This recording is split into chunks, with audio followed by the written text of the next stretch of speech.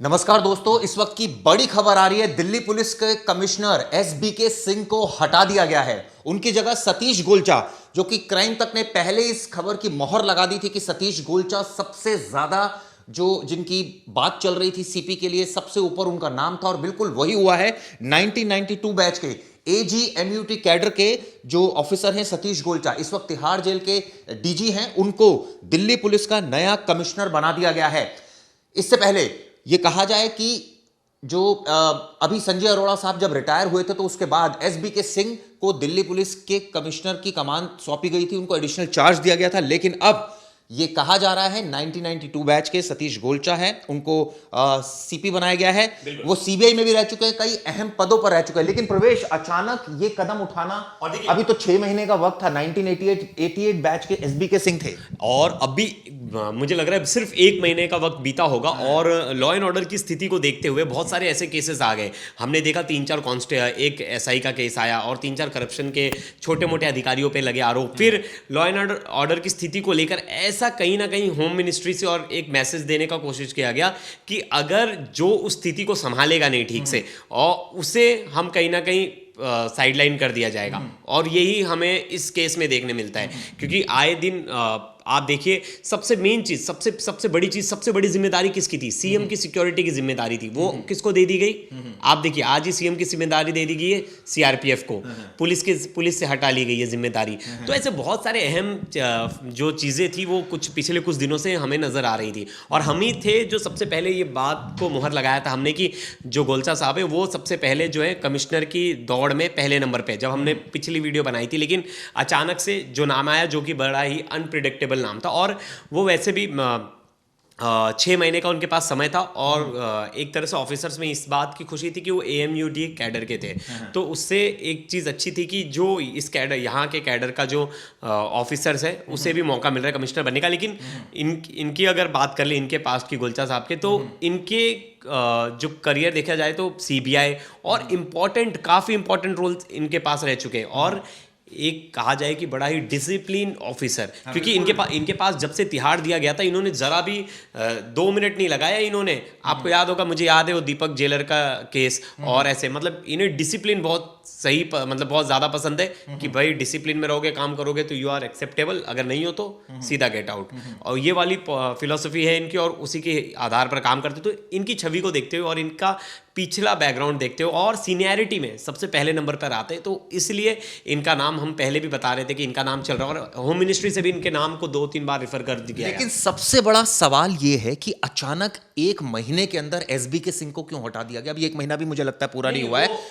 1 अगस्त को उन्होंने जो चार्ज है वो लिया था, 31 जुलाई को रिटायर हुए थे और आप सोचिए कुछ ही दिनों में यह हटा दिया गया, उनको एडिशनल चार्ज दिया गया था और वो डिसीजन भी लिए थे। एक लिस्ट भी आ गई थी, कल एक लिस्ट भी आई थी जिसमें सीनियर पुलिस अधिकारियों के तबादले हुए, जॉइंट सीपीज जो बने हैं, चेंज हुए हैं, और अचानक एसबीके सिंह को हटाकर सतीश गोलचा को चार्ज दे दिया गया। क्या ये पहले से प्लान्ड था? हाँ चिराग जी, वही कहना चाहूंगा कि देखिए इनके पास 6 महीने का समय था रिटायर होने के लिए। तो हमने तो पहले ये बात कहा था कि एडिशनल चार्ज है, हमें लगता है कुछ दिन बाद ये चार्ज ले लिया जाएगा, क्योंकि ये अभी सर्च कर रहे होंगे कि कौन प्रॉपर कैंडिडेट है सीपी के लिए। क्योंकि देखिए रेस में और लोग भी थे, जीके सिंह भी थे, ज्ञानेंद्र जिनका नाम है, जो जीपी सिंह जो सीआरपीएफ के हेड है, उनका नाम भी चल रहा था। बहुत सारे ऐसे लोग थे जिनका रेस में नाम चल रहा था और उसी में सबसे पहली दावेदारी थी वो थी गोलचा जी की।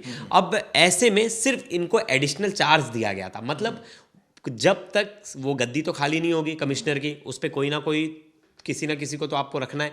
तो एक टाइम ऑफ पीरियड के लिए सीएम पर हमला हुआ, इस बात को लेकर गृह मंत्रालय बहुत ज्यादा जो है वो चिंतित हुआ, या इस बात को लेकर छुट्टी कर दी गई एसबीके सिंह? हाँ, ये कह सकते हैं, क्योंकि बहुत बड़ी चूक है ना। आप समझिए एक सीएम पे अटैक, वो भी दिल्ली के सीएम पे अटैक कोई कर देता है तो, और सिक्योरिटी किसकी है? सिक्योरिटी दिल्ली पुलिस की है। दिल्ली पुलिस की सिक्योरिटी हटा दी जा रही है। तो एक तरह से तो ये तो छवि खराब हुई ना। आपके पास जिसकी, मतलब दिल्ली पुलिस क्या इतनी काबिल नहीं है कि किसी को प्रोटेक्शन दे सके? तो इससे दिल्ली पुलिस की छवि कहीं ना कहीं खराब हुई। उस छवि को धुलमिल होने से बचाने के लिए शायद ऐसा कहा जा रहा है, मैं देख रहा हूँ कई लोग ट्विटर पे लिख रहे हैं कि ये इसका रिपरकर्शन है। मुझे नहीं लगता, शायद वो उसका रिपरकर्शन प्रमोशन हो, लेकिन अगर होता भी है तो मुख्य कारण हो सकता है क्योंकि सोचिए एक ही दिन में सिक्योरिटी चेंजेस कर दिए गए और दिल्ली पुलिस की तो छवि तो खराब हो गई। लेकिन मैं आपको बता दूं सतीश गोलचा साहब के बारे में, जब दिल्ली में दंगे हुए थे 2020 में, उस वक्त भी इनके ये स्पेशल सीपी थे और इनके पास पूरी कमान थी। और आपको बता दूं इसके अलावा कई प्रदेशों के हेड भी रह चुके हैं। और सबसे बड़ी बात यह है कि दिल्ली को भली भांति जानते हैं, पुराने अधिकारी हैं, 1992 बैच के हैं, अभी काफ़ी इनके पास वक्त है, एज अ सीपी ये रह सकते हैं। क्योंकि सबसे बड़ी बात ये थी कि जो अभी के सीपी थे यानी एसबी के सिंह थे, उनके पास टाइम कम था। लेकिन हमने ये भी देखा है प्रवेश की, अगर गृह मंत्रालय चाहे तो किसी भी अधिकारी को एक्सटेंशन भी दे सकता है। हमने देखा कि जब दिल्ली के सीपी बने जो गुजरात कैडर के थे, तो उनको राकेश अस्थाना, उनको एक्सटेंशन दिया गया 1 साल का। लेकिन आप एक चीज लेकिन यहाँ तो बड़ा उलट फेर हुआ नहीं, एकदम। आप एक और चीज़ देखिए, यहाँ एडिशनल चार्जेस दिए गए थे। अभी तक उनसे वो जो डीजी होमगार्ड वाला जो चार्जेस है वो लिया नहीं गया था।